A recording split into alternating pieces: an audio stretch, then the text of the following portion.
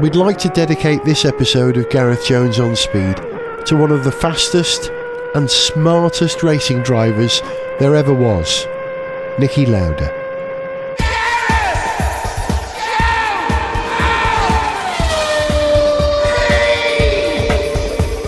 Hello, welcome to Gareth Jones on Speed. He's Richard. Hello. She's Sarah. Hello. I'm Gareth, and Zog is currently underneath a Porsche 944 Turbo. Is it an S2? I can never remember. But he's fitting a new large turbo to his car, and he's actually got to do it so he can make it to Le Mans this year. So we'll excuse him from recording tonight. How are we humans? Are we enjoying Formula One? Sarah, are you enjoying F1 at the moment? Yeah, I think it's good. I mean, it's very predictable at the top, but the rest of there's been some interesting stuff been happening, let's be honest. Interesting is an understatement. Do you consider, Richard, the Vettel-Lewis incident interesting? We should explain what I'm talking about first. Go on. Well, I assume if you're listening to this podcast, you know what's going on there. It's a good bet. Is it interesting? Yeah, it's something to talk about, isn't it? And it's controversial because some people think that Vettel should have been penalised and some don't, I suppose. So is it interesting? I don't know. What's interesting? I mean, it's interesting against the backdrop of a season that hasn't been especially interesting so far. And I heard someone on the coverage at the weekend saying something about at this early stage in the season. I was thinking, it's not early stage, is it? Not anymore. How many races are we? We're deep into it now. Yeah.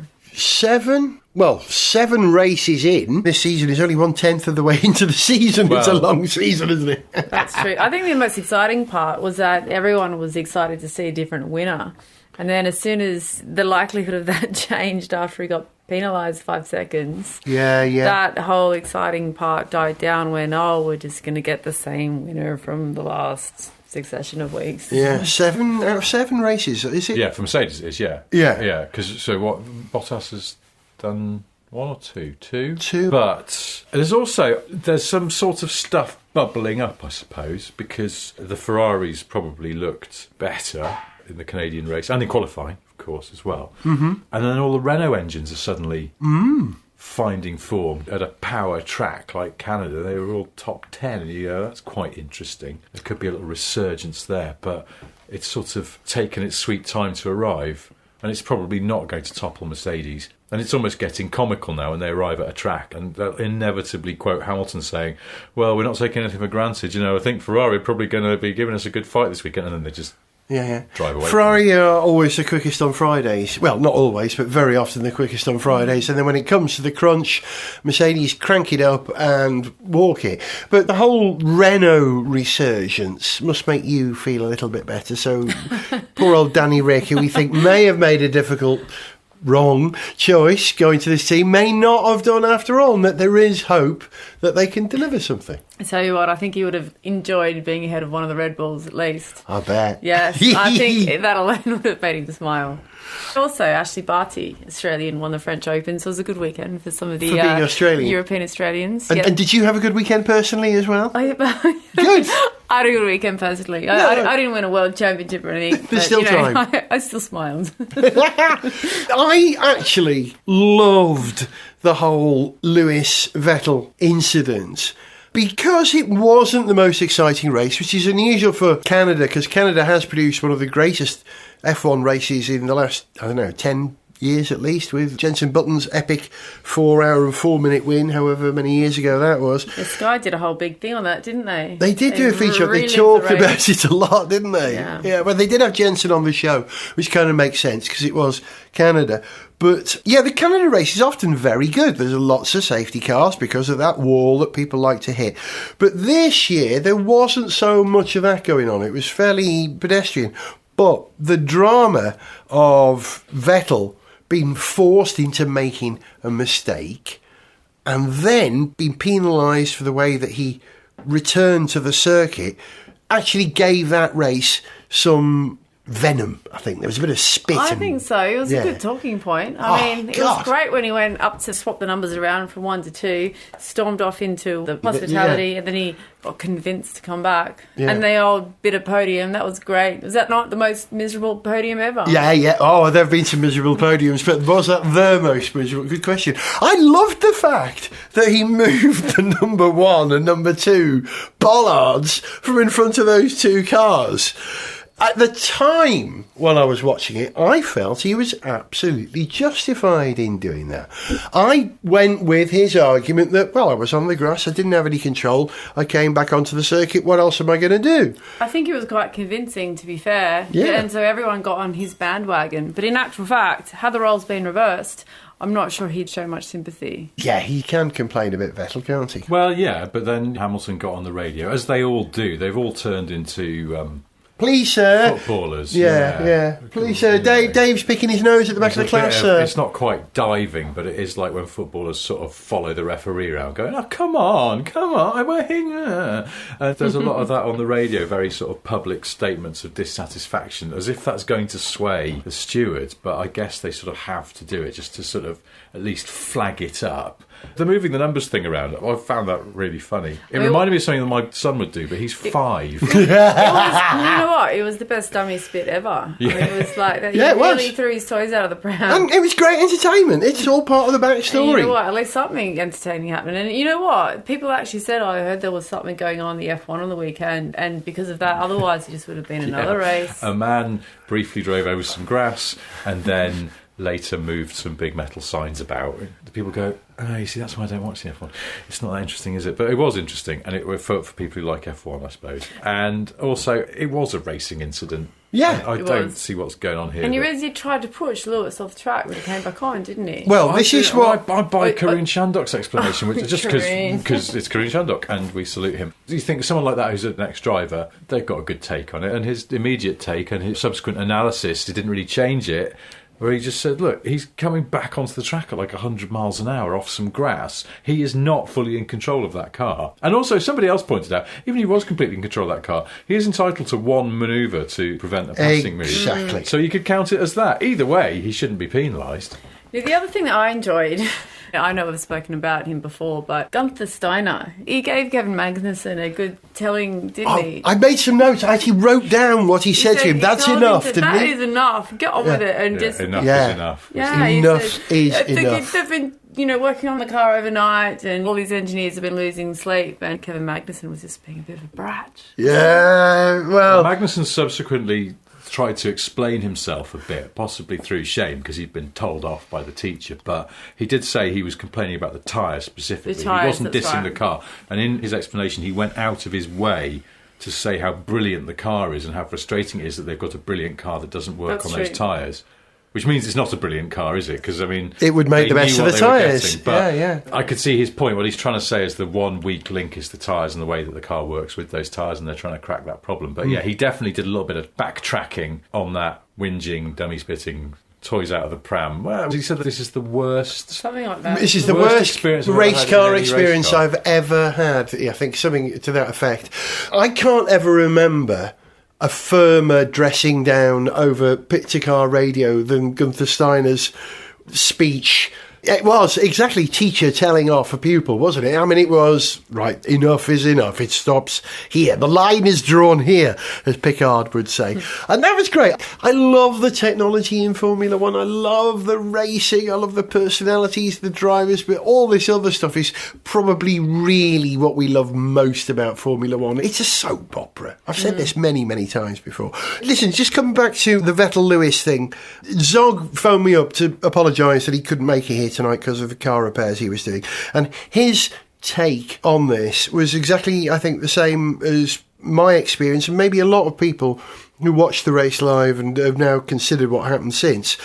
At the time, I was vehement that Vettel was wrongly penaltied. Is that a word? Penalised. Thank you. Penalised. Wrongly penalised by the FIA. It didn't appear that he made a deliberate manoeuvre. He was just struggling to keep the car under control. However, since then, the FIA have given an explanation as to why they think he was just that they gave him this penalty. And it's to do with an additional steering movement which he deliberately made to squash Lewis out, keep Lewis behind him. Now, I understand that appears aggressive, but I also appreciate the fact that this is Formula One racing and we need a bit of cut and thrust and stuff like that. Yeah. In racing, it needs to be jeopardous. Is that a word again? Jeopardous? It needs to have jeopardy. Yeah, that would do. Yeah. It needs to have that sort of sense of, that was a bit, but you get away with it. I think that's okay. Yes, I think that's part of Tell it. you what though, Sebastian Vettel has shown his colours. He's shown the kind of driver / person he is, because he has been the villain many times before. He has snapped, a bit like Schumacher snapped. Is there a occasionally. particular driver from, I don't know, Australia maybe, that you think has been particularly bad towards Sarah? Well, it's two, By actually. any chance? Two drivers Yeah, so, from Australia.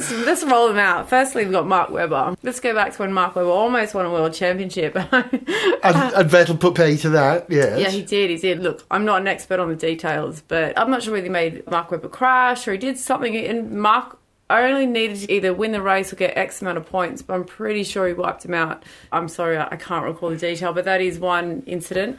Sebastian Vettel, he ignored team orders from Christian Horner, which is very naughty. Played the villain again. Very naughty. And you know what? I think when he was teammates with Daniel Ricciardo, I don't think he really enjoyed that either, because Ricciardo outpaced him. So is Vettel the anti-Aussie? He's the anti-Aussie. Anti-Aussie. Anti-Aussie. I just think he's shown his colours a couple of times, so his behaviour is no surprise to me. He can be a bit vindictive, but, I think that is something that does happen in racing drivers.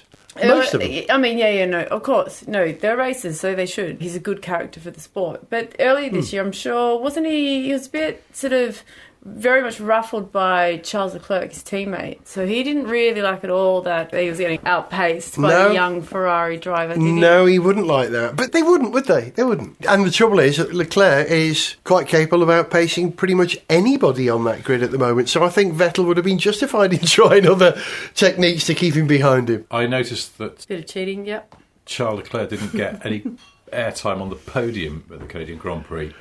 It was all so orcs that Martin Brundle just cut it short and didn't speak to him. Well, I read that it was Sebastian Vettel walked off mid-question. I read something on social media that was very funny. They showed the vision of them in the waiting room, the three of them. Yeah. The room of awkwardness. And they said, the room of awkwardness. And someone made the comment saying, Charles Leclerc looks like he's in a room where his divorced parents have just seen each other. Yes. And it's just awkward. I rather liked the way that Vettel came to Lewis's defence on the podium when people were booing. Yeah. And it was targeted at Lewis. And Vettel said, well, actually, this isn't an issue with Lewis. I don't think Lewis has done anything wrong here. And I thought that was amazing. And I do like the relationship Vettel and Lewis have. Well, actually, also, when they first walked out there, Hamilton pulled him up onto the top step as well, didn't he? Which was, I think, he's trying to make... And I'm surprised... Make good on that as I'm surprised Lewis didn't get a penalty for that, because you cannot mess with the podium procedure, I think they call it. There was a case, you remember when Schumacher pulled Barrichello onto the top step once because of a change of positions thing, a team orders thing, and Schumacher got in trouble, was fined for that. So I'm surprised Lewis hasn't been tackled about that one. It has happened in the past. Okay, so the real star for me of the Canadian Grand Prix was homeboy Lance Stroll. I knew you were going to say Lance Stroll. Yeah, well, I did. From 18th to 9th. Fair play! Because there's nothing worse than your home race, is it? How difficult is your home race? And at last, Lance Stroll is in a car which isn't going to be in the very, very back of the grid. And to be fair, he did a great job. Didn't he get his first podium in Canada, or is that another race? He got third. Did he? In the rain? I think his dad just paid for him to be able to go when no one else was around. That's more than likely. But no, I remember the post-race interview with Lance Stroll. He was tickled pink. Well, he would be. As it was, a tickled Force India pink or Racing Point pink. Beside himself with joy. Well, he has an issue. I have an issue with Lance dad? Stroll. No, it's the way that Lance speaks. Whatever he's been interviewed, his to actual words ratio is there's about 5 ers for every word. That's too much. Richard? I haven't noticed. I haven't noticed. He's just annoying.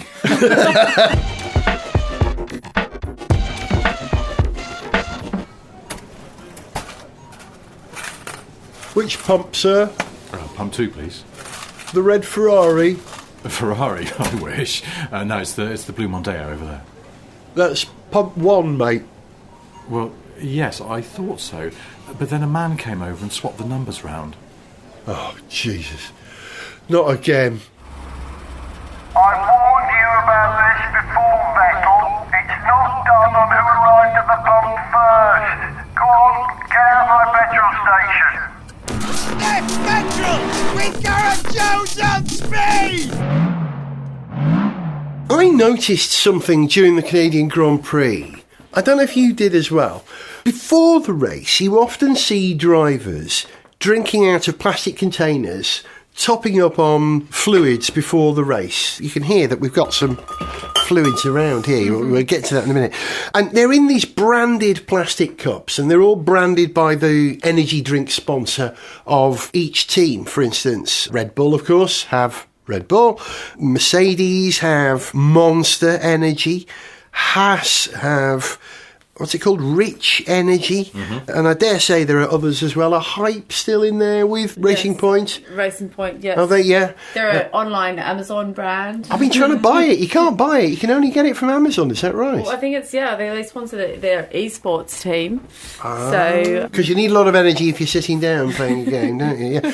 But the thing that fascinated me, I'd always known that before the race, whatever they're drinking out of their branded drinks thing isn't that energy drink. It's probably water or some very cleverly configured electrolyte balancing version of water. Hydration. Yeah. They won't be drinking this nonsense. But highly unlikely. Lewis Hamilton came to the pen afterwards with a can of Monster Energy, one of those big giant 87-litre cans, opened it and took a big slug from it, quite visibly on camera, but clearly likes the stuff, and it clearly was a sealed can, which is a first. What, you reckon that it was a dummy? So they have prop cans for him. Yeah, no, really?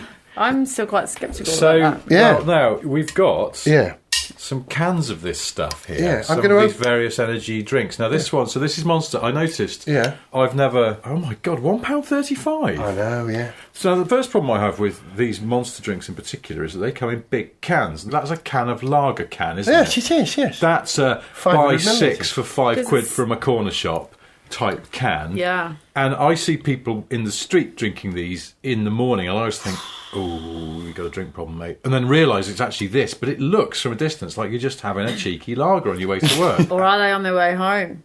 Well, maybe they are drinking. I know that's the thing, but there's another one of these, isn't there? I can't remember. There's another energy drink that comes in a big can, another brand that I don't think is in Formula One. This, I notice, it says at the top of this Monster thing, it says it's got taurine in it. So taurine is what's in Red Bull as well, isn't it? Hence it gets its name. Is that right? I didn't know that. Taurine, Taurus Bull. Of I course, believe yes. so. And this has also got ginseng and B vitamins in it. B vitamins. And L-carnitine. Christ, I'm going to read this. Tearing to a can of Monster Energy, the meanest energy drink on the planet. It's the ideal combo of the right ingredients in the right proportion to get the job done like only Monster can. It has an intense but smooth flavour. Let's find out, shall we? Shall we? Yeah. I'll just finish this bit of copy on the side because it's bollocks. Athletes, musicians, anarchists, students, road warriors, metalheads, geeks, hipsters and bikers dig it. You will too. Oh, wow. Does Where have they anyone arrived dig at this anything? conclusion from? Do it close to the mic so we can hear it. Go on, open it up. Oh, Wow. That again sounded lagery. I'm just going to put a tiny bit in each of our glasses because it's something else. I want to sleep tonight and I don't want... No, if I'm... Oh, just got a whiff. Did you get a whiff of Is that cat just pissed at the wall there? Honestly. Sorry, Sarah, do you want the little one? I don't know. Yeah, I'll go the small one. Yeah, I certainly don't want to be up all night. Right. Okay. Well, right. Cheers, y'all. The smell is actually quite... I'm familiar with Red Bull, and this Bit disturbing. immediately smells like Red Bull, that sort of slightly fruity floor cleaner smell. Luckily, I've got no sense of smell whatsoever. Right. Count yourself lucky. All right, here we go. It's a bit like lolly drink, isn't it? Can I have a drink? Oh, it is, isn't it? Right, so... That is an incredibly sweet ice lolly melted into a glass. Spangles. Yep. Is there a calorie count on this per 100? Well, I noticed that you've bought another one, Gareth, that is the 0 calorie version. 0 sugar, too. Yeah. That's called Ultra, isn't it? Monster Ultra. It tastes like Spangles. Do you remember Spangles? Can you still buy Spangles? I don't think so. If you crush Spangles, add some fizzy water to them, that's what you get. Monster drink, I reckon. Apparently this other one is high lighter caffeine tasting. content. Not recommended for children, right? High caffeine, I'd like to know. Say. Not recommended for children. Oh, well. Good job, I'm not a children. Yeah. I just noticed, I'm just reading the can. Yeah. Love reading cans. I was just reading the can of this diet one, whatever it's called, Ultra, the sugar-free one. Manufactured in the EU under the authority of Monster Energy Limited, South Bank House, Barrow Street, Dublin. I didn't know Monster, I presume that means, are Irish. Wow. I assume they're American, unless that's just their European base, I don't know, but I thought they were American. I wonder if it had anything to do with Guinness. They sponsor Ken Block a lot, don't they? Oh, of course they do, yes. So hang on, when did you see Hamilton opening, or seeming to open the can of this stuff? In the pen after the race, where he came to do the interviews, so he's lost a lot of fluid, and he's probably thirsty. That doesn't feel thirst-quenching at all. That feels like drinking custard to quench your thirst. Make things worse. I've got a controlled substance here. Red Bull. I can't remember the last time I drank Red Bull. It may have been at a rave in 1990, if I'm honest. Yeah, we used to do... I remember back in my day when we used to go out and we'd have... That was last week, Sarah. Yeah, last weekend. We'd go to the Red Bull vodka. If you had a Red Bull vodka, it was just, I only once had a big night out where I only drank Red Bull vodka because it was sort of quite a thing at that point. Yeah, it was a thing. I went through... And I then remember getting home and having that really sort of sicky, room-swirling feeling of having too much to drink and then not being able to pass out. Murder! Just lying awake all night feeling horrible. Go on, Sarah, you drink it first and tell us about the bouquet. It smells very similar, doesn't it? I'm sorry, but this tastes exactly like the Monster Energy drink. Oh, interesting. Are they not like... Oh, God, you're right. I found think this is a Sorry, smidge less sweet, but it's not nice, is it? And do you know what this reminds me of as well? Is that it's peachy. It's got a bit of peach to it. For a long time, my TV colleague, Jeremy Clarkson, used to drink a lot of Red Bull. Did he? And, imagine the state of his heart. Cigarettes and Red Bull. He's completely wired the entire time. Do you know what? It's almost like it bounced off the sides. He's got the constitution of an ox. But the thing is, when I just associate, and this sounds weird, but sort of people have a smell, and for a long time, and not now because he doesn't drink Red Bull or smoke cigarettes anymore, but for a long time, in the heyday of making Top Gear, in the sort of mid-2010s, the smell of stale Red Bull and fags is just, I associate as Jeremy's signature scent. That's beautiful. I now know what Jeremy Clarkson smells. He doesn't smell like that anymore. Oh, what a shame. But, so Jeremy, when I think of you, I think of... Yeah, but it's just weird, sort of overly sweet. But it just reminds me actually of just being on film shoots, because before that, and the first time I think I ever smelt Red Bull was, again, this is a weird time to be name dropping, but I used to work on old Top Gear with Quentin Wilson. Ah, Quentin. And Quentin used to drink Red Bull a lot as well. What's with and Top Gear? Always have, well, because it's like TV presenters on long days on shoots, and they've got to be up because they've got to be on camera. Tell you what, though, I think that was before all the information came out about how actually harming it was. Yeah, and how it's probably not good for a middle-aged man's heart, particularly if you smoke heavily, as both of them did at the time. But and that's the thing. The first time, the smell of Red Bull, an open can of Red Bull, you'd get into Quentin's car to go to another location, and he'd always have an open can of Red Bull in the cup holder, and the car would stink of it, that sickly... All right, should we go with the one that started it all? Should we have a bit of Lucozade? This is original Lucozade, or Luco Fizz we call it in our house. So Lucozade used to sponsor McLaren, didn't they, for a while, but not That's anymore. right. I mean, back in my sort of fun run days, we'd have Lucozade stops.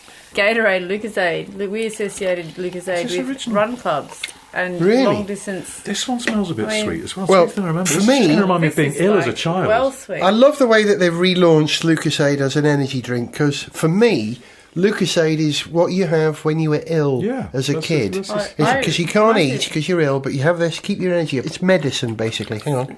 I associate it with Gatorade, like a Gatorade stop halfway through. There's quite a famous run in Sydney and Australia called City to Surf. Called the what? The City to Surf. City to Surf. So you'd run from William Street in Sydney all the way to Bondi Beach. It's a 14-kilometre run. It's the best run ever. So really fun. You know, it's got the highest participation rates in the country. Did you do it? Yeah, I did it every year. Wow, sport. So first did it when I was, I think, maybe 10. Right up until, recently. Wow. Wow. No, so then you do the reverse where it's beach to Barbie. That's funnily enough. But yeah, well, once you get to Bondi, it's like, there's loads and loads of barbecues. And did they sponsor that race? But there'd always be a Gatorade stop. But before Gatorade became big, it was always sort of Lucozade. Yeah. So we'd go to fun runs, we'd have Lucozade as a, refueling. Do you like Lucozade? I don't mind it. I mean, it's not an everyday drink. It's every other day, maybe, but not every day. Would you like to see the wine list, madam? No, I'll just have some Lucozade. I love Lucozade. You can drink Lucozade I drink this if I'm out and about. If I need, Do you? I wouldn't dream of buying Red Bull. I love Lucozade. Yeah, I like a can of Lucozade on a hot day. Yeah, that falls into that subcategory of things that I like but would never order. Yeah. I sort of like, it's very rare. If I went to a chocolate bar, I wouldn't buy a Mars bar, even though there's nothing wrong with them. Yeah, just don't fancy it. Just don't go there. Yeah. Right, this is why we're here in the first place. The controversial one. This is a can of Rich Energy. Now, this is quite hard to get hold of. How did you get hold of that one? Well, my mate Alex Goy, friend of the show. Hi, Alex. Hello, Alex. Oh, hi, Alex. I was quite jealous of this because Alex... Actually, I was intrigued and I'd looked up how you buy this, and through their website you can order a slab of it, right? And I thought, I should just do that. It was 30 quid or something. I was like, wow. Do I fancy just absolutely spaffing away 30 quid for the sake of a joke so I can go on Twitter and go, look, I've got a slab of Rich Energy, and then maybe I could give it away to people who follow me on Twitter or something. And I procrastinated, didn't do it. Alex, much more proactive, that's why he's very successful, is that he went and tried to buy it off their website, endless delays, and then he found out they sell it through Amazon as well. And he ordered a slab through Amazon. And I saw Alex the other night for a pint, and he arrived at the pub with some cans of this, because now he's got a slab to get rid of. So not a pint of Rich Energy, a pint of beer drink. It's so weird, because we had them on the table, these cans on the table, and then at the end of the night I had to take them away. I had to ask the people behind the bar if I could have a carrier bag to take home these cans of bloody drink. So yeah, Alex has got like 27 cans to get rid of, because he only needed 2 to write about what it tastes like for jalopnik. I mean, the packaging is quite slick, isn't it? The black with the gold. And that distinctive logo on the front. On the half. Yeah, so this is obviously they sponsor Haas, and they've particularly been in our orbit this week because it's all been kicking off on Twitter because of this logo on the can. I've got some other cans of this because Alex gave me 5 cans. I brought 2 this evening here because these are the ones that were in the fridge, and apparently it needs chilling. I've been reassured. It even says at the top, like, serve chilled. I'm going to keep one of these and never open it because this logo on here, this stag logo, has been subject to a recent court case. White, who make ATBs, all-terrain bicycles, the British have an almost identical logo. But for an extra little prong on each of these side antlers. It's meant to look like a stag. Yeah. Now, Rich Energy... Stag, right, okay. See what I mean? It's like it's antlers, basically. Yeah, antlers, yes. And it's quite a good logo, but unfortunately it is uncannily similar to the bicycle one. They say Rich is Rich Energy because they're based in Richmond, on the outskirts of London, this is based on the deer that you see in Richmond Park. That Benson, what was the name of the dog that chases them? Fenton. Fenton, that was in Richmond Park. Fenton. Do you think that is like a story quite fictional? Well, I couldn't possibly say, Sarah. However, the judge in the court case between White and Rich Energy believes that some of the materials they presented in court, which attempted to prove the evolution of this logo, were in fact confected after the act. And there was some suggestion. The graphic designer who did it, his stories were inconsistent, and this is how they sort of smoked this out. Wow. He admitted that they made this as a kind of retrospective attempt to explain how they came to it, but at the time they were presenting it as part of their work in progress, which was seen as a little bit misleading. But worse than that, the guy who owns Rich Energy, William Story, the judge wrote that he did not answer questions directly, preferring to make speeches about his vision for his business, or alternatively seeking to evade questions by speaking in generalities or in the third person plural.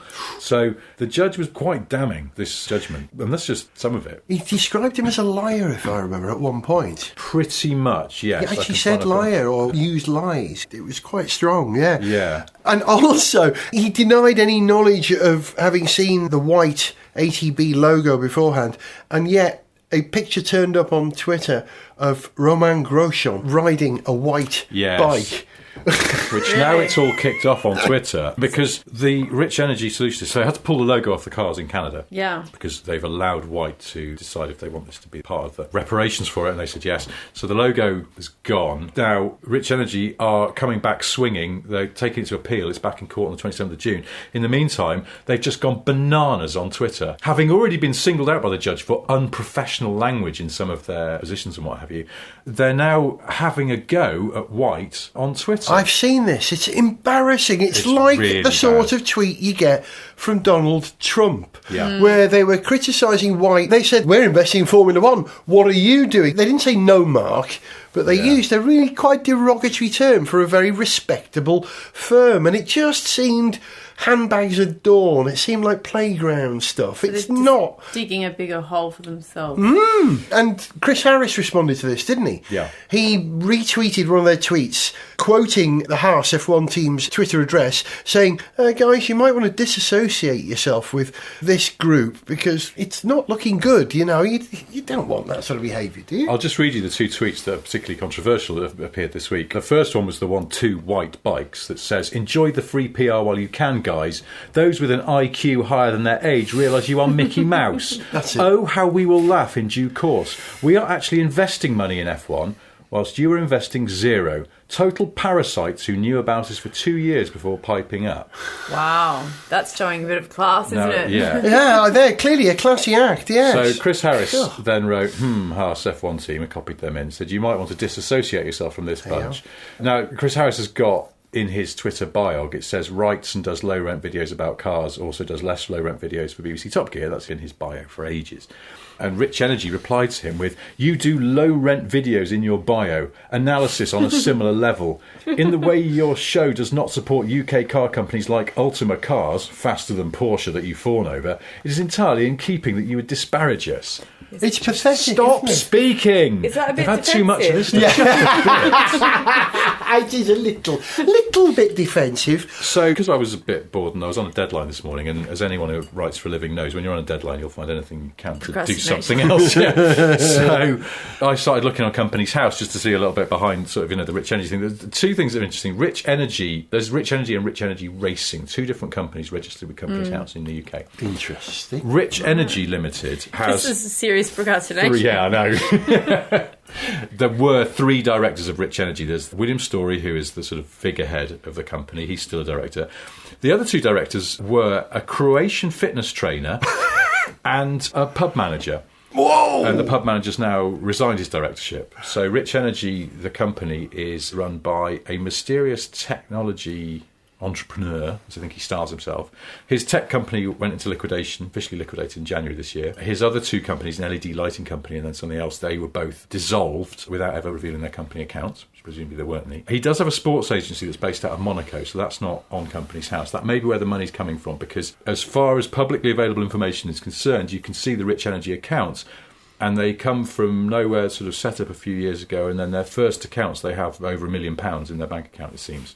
So they've got money from somewhere. That could be from his other company elsewhere. I don't know, but it's certainly not from his tech company, sales, which was forced to be wound up after they were, I can't remember the official legal term for it, but when somebody has to request a company's liquidated because they owe them money, it was Sky Deutschland, and the TV people, who were the ones who actually went to the court and requested the company to be liquidated. So there's all sorts of things going on there. It's not for us to judge. Certainly not for me to say that one of the other, a few Rich Energy employees who appears on LinkedIn lists his prior experience as including working in a garden centre and being a Domino's driver. I mean, I'm sure he's a brilliant business manager, which he is now for them. They're an interesting company, let's put it that way. And shall we try their drink? Yes, on that note. So, will we expect new livery then on the house cars? Well, it's the logo that's the problem. So I don't know if they just carry on with the colour scheme, and no one's disputing. they're all more or less the same colour, these I tell you drinks, what, aren't this they? just Sort of smells like a urine. Red Bull. Yeah, it's very similar, isn't it? Hang on. So you're supposed to suck in air whilst you're doing it, aren't you? It's like, oh, that's quite strong. Oh, it's Jag! That is very strong. It's just got an extra little... And metallic. Yes. Slightly different to the Red Bull, Did you- only slight. Richard, before you poured that into there, Slightly did you different put to the 5 1p pieces in my I'm glass? afraid, yeah. Because that's what it Put it tastes in. like. It's definitely got... It's a funny Copper. I'm getting copper. Yeah. I better not stand next to any magnets after a drink. Oh, man, that's... Ugh. It's particularly... It's the least nice of a particularly unnice bunch, isn't it? Oh, my God. So if you were to choose your favourite... I'll just have the wine, I think. Yeah. I'm going to rinse out with some Lucas Fizz. Yeah. It's refresh my palate. God dear. That's got an afterlinger as well. Oh, yeah. Really, that one... Yeah. That rich energy hangs around. Listen, I've got a bag of diarrhea. Would you like a mouthful of that to refresh yourself? That's okay. I brought some dog in a sec. I'm just going to use it like a breath mint. If I was thirsty as a camel in a desert, I'm not sure which one. I drink the camel.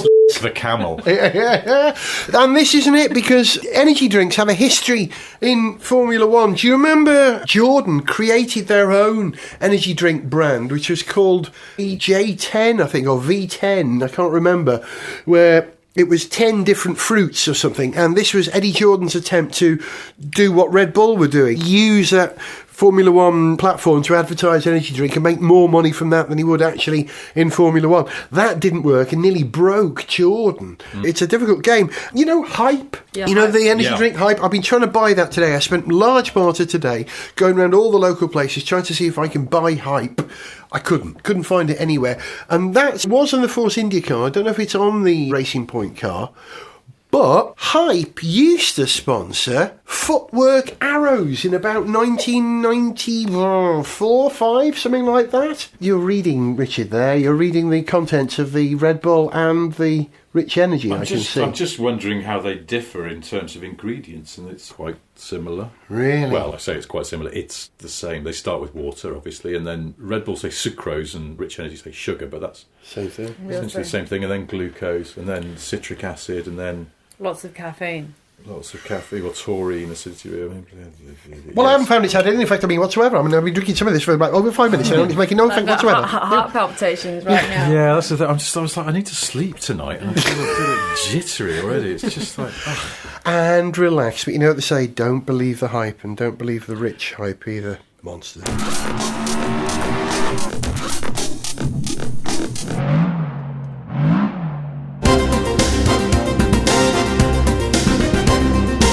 And finally, F1 stars have reacted to accusations this week that the sport is sponsored by too many energy drinks. Race reporter spoke to some of the current drivers. Lewis Hamilton, do you think it's okay for Formula One heroes such as you to push caffeine-heavy energy drinks? No, man, I think it's totally cool. I mean, really totally cool. Like, really cool. I mean, cool, man. Cool, you know, cool. Like, totally, completely, you know, whatever. Hey, look, a plane. Max Verstappen, are you concerned about promoting this kind of beverage? No way, no. I mean, it's like totally whatever, you know, just like whatever. I don't think it's like, you know, bad or whatever. It's like whatever, you know, you said about this. I know it's like whatever Lewis said, you know, I don't know, like I was listening, but yeah, like, you know, it's like whatever I was going to say. I don't know, I forgot. Yeah, it's cool. Okay, Roman Grosjean, anything you could add here? I don't see a problem myself. Do you drink the energy drinks in question? Yes, of course. Right, it's just you seem a little calmer than your colleagues. I've drunk a lot of it. It's delicious. How much have you drunk? Oh, you know, loads. Really? No, I spilled it again. Guys, thank you. Hey, have you got any more energy drink? I mean, you know, just like a bit more. Oh, come on, man, give me some. You know I'll pay you back. You know I'm good for it. I mean, I just need a little bit. Come on, please. I'm desperate here. Gareth Jones on speed.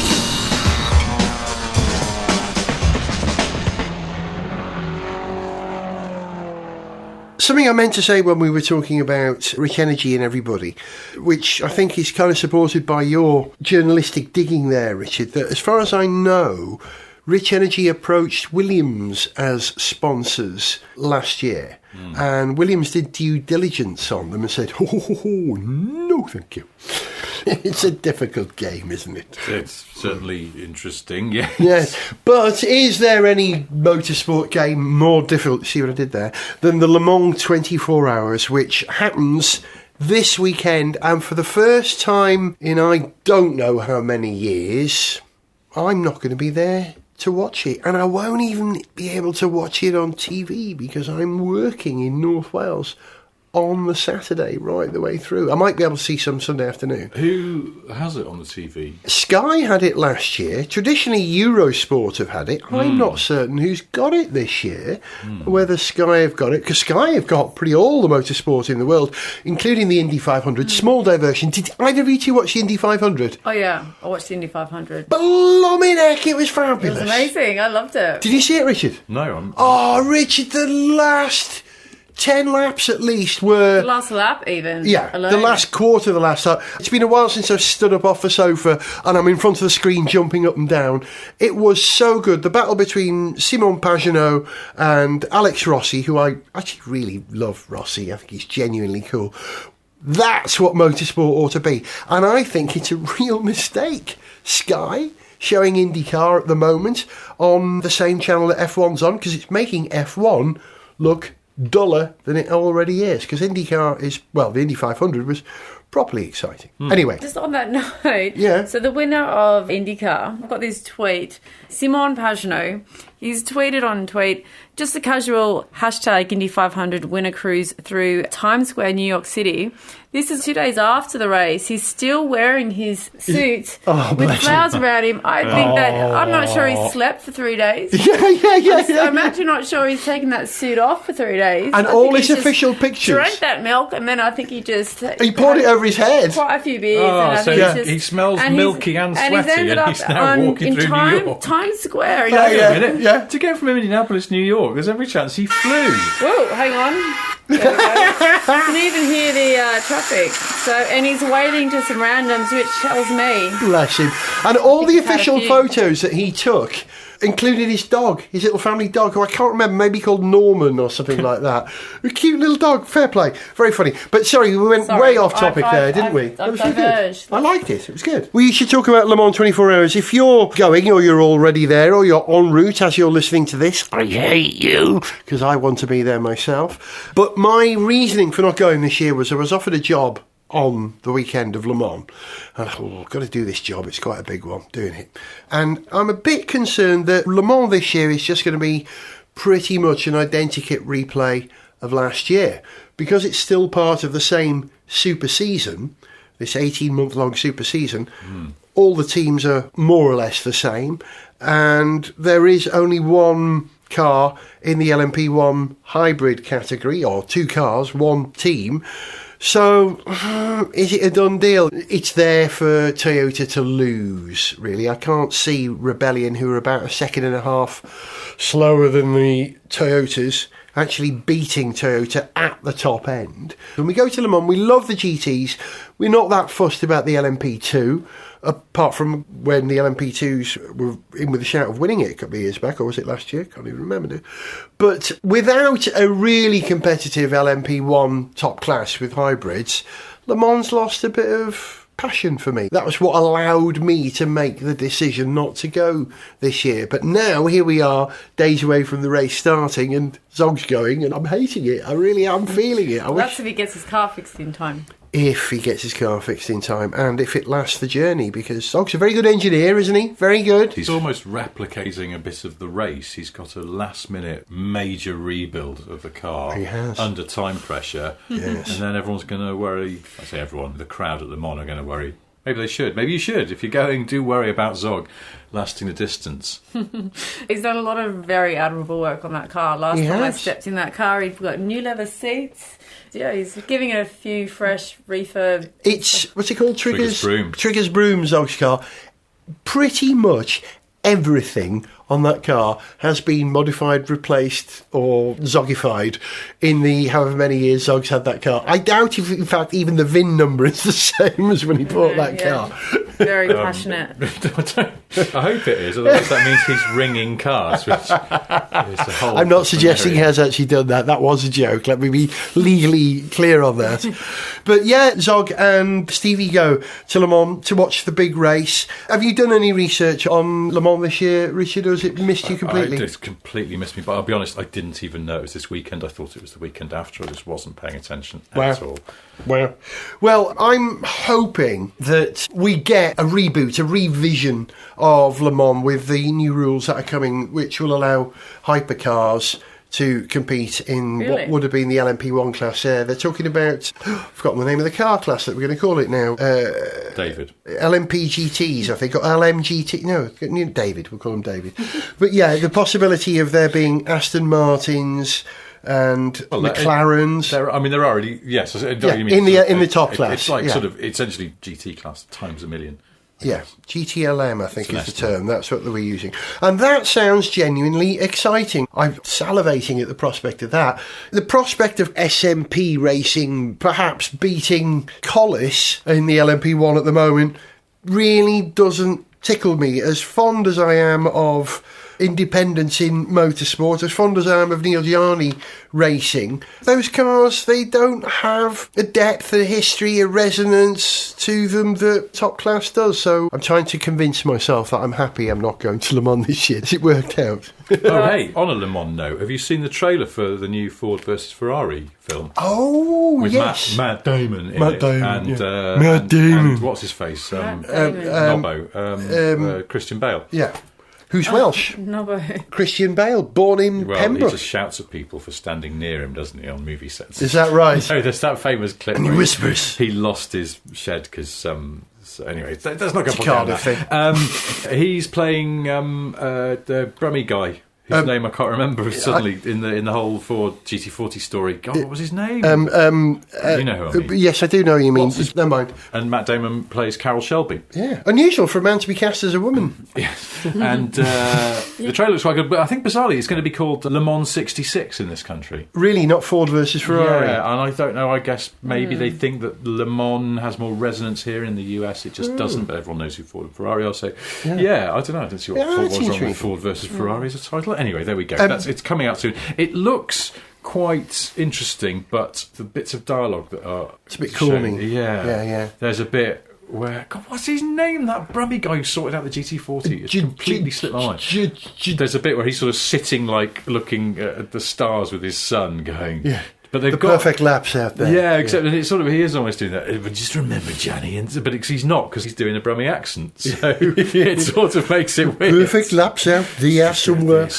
Tony Taylor, who follows me on Twitter and is very knowledgeable in all things motorsport and old enough to have actually experienced most of motorsport firsthand himself, wrote to me over Twitter to say, I wonder if they'll mention the fact that Ford that won at Le Mans was in fact really a Lola. Which it was, of course, the GT40. Well, that's GT, what I was hoping for. That the whole thing, that movie that they would, say filmed on location in Slough, which is where that car really was sort of knocked into shape. That's right. Probably they didn't. No. You know, these Hollywood types, they'll have done it in Hollywood itself and then just made it look like Slough because they're very similar. Well, actually, there is a link between Slough and Hollywood. Do you know that? Hollywood is famous for what? Well, movies, film studios. Yes. Yeah. What's Slough famous for? The Thunderbirds studio was in Slough. Century 21 Studios, where they filmed Thunderbirds, Captain Scarlet, Stingray, Supercar, Fireball XL5, Joe 90. Have I gone too deep, Jerry Anderson? I feel like you're a bit of an expert here. I do rather like a bit of Jerry Anderson. Thing. You know what they filmed? They didn't actually film The Office, the UK sitcom, in Slough. It was set in Slough. Shot in Reading, wasn't it? No, it was shot in Teddington. Here's 2 bits of nerdy car-related trivia for you about the TV show The Office. Go on then, in the last 10 seconds of the show.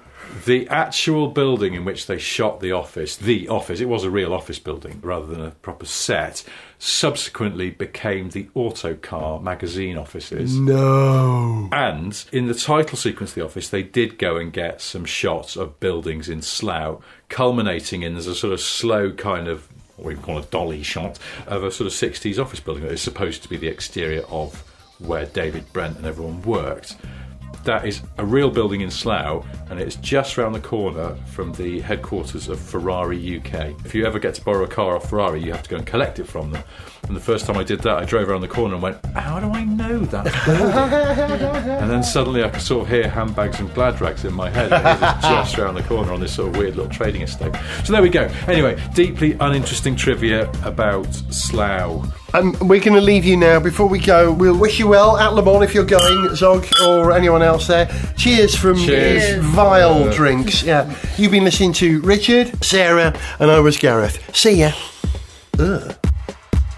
to send us an email, see pictures, get song lyrics, join our Facebook fan site, follow us on Twitter, or to find out about sponsorship opportunities, go to garethjones.tv. Gareth Jones on Speed is made in London by Whiz Bang. Even just a tiny drip of that was not nice. Gareth Jones on Speed!